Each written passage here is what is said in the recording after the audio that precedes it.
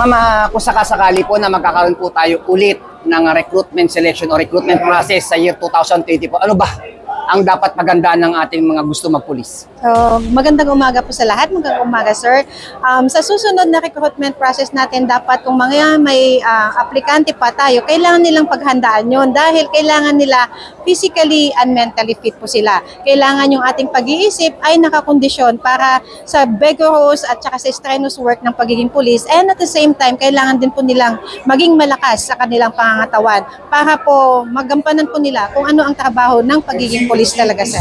So, marami po nagtatanong tungkol sa mga pang-medical. Meron ba tayong mga hotline na pwede magtanong yung ating mga police applicants para sa kanilang tungkol sa mga Yes, sir. Meron tayong hotline, ang medical dispensary po natin at saka yung ating neuropsychiatric section, sir. May hotlines po tayo. And at the same time, sir, magkakaroon ng proyekto ng RMDU NCR ng mga school visitations, lalong-lalo na po sa mga schools, universities na pang-criminologist po para alam po nila kung ano po ang dapat nilang paghandaan sa pagiging pulis. So, ano po yung mga page o account na pwedeng i-follow o like ng ating mga police applicants na gusto magtanong tungkol sa pag-consultang pang-medical?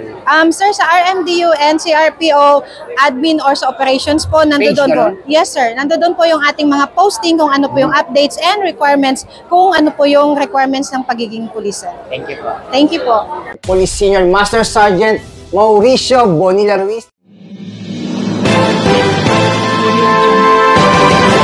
The views and opinions expressed by the hosts, vloggers, do not necessarily reflect the official policies and position of this office, the NCRPO, and the PNP.